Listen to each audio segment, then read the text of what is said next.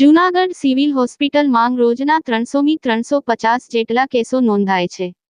Viral ઇન્ફેક્શનના કેસોને લઈ Junagadh civil હોસ્પિટલમાં રોજના 300થી 350 જેટલા કેસો નોંધાય છે. સિવિલ સુપ્રિન્ટેન્ડન્ટ જુલાઈ માસની સરખામણીમાં આ મહિને શરદી ઉધરસના 107 કેસ, ઝાડા ઉલટીના 130 કેસ જ્યારે ડેન્ગ્યુના 15 કેસ નોંધાયા હોવાનું સિવિલ સુપ્રિન્ટેન્ડન્ટ ડોક્ટર કૃતાર્થ બ્રહ્મભટ્ટ દ્વારા જણાવ્યું.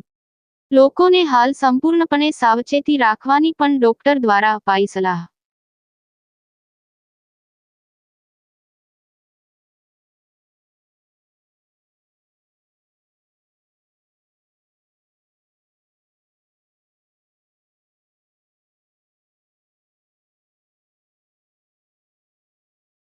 જી સર.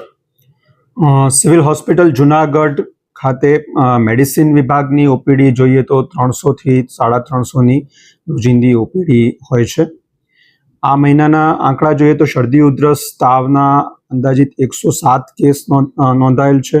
ઝાડા ઉલટીના કેસ જુલાઈ માસ કરતાં તેમાં ઘટાડો જોવા મળેલ છે અને 130 કેસ ઝાડા ઉલટીના નોંધાયેલ છે.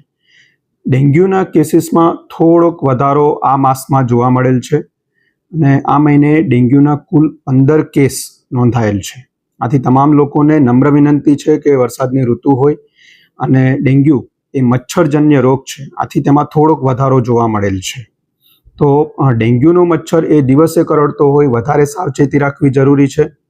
શક્ય હોય તો આખું શરીર ઢંકાય તેવા કપડાં પહેરવા અને નાના બાળકો, ખાસ કરીને 5 વર્ષથી નીચેના બાળકોને મચ્છરદાનીમાં જ સુવડાવવાનો આગ્રહ રાખવો. મલેરિયાના કુલ 4 કેસ નોંધાયેલ છે અને ટાઇફોઇડના કેસમાં પણ ઘટાડો જોવા મળેલ છે. ટાઇફોઇડના 3 કેસ નોંધાયેલ છે. સર, ખાસ કરીને સિવિલ હોસ્પિટલ વાયરલ ઇન્ફેક્શનને લઈને કઈ રીતના સજ્જ છે?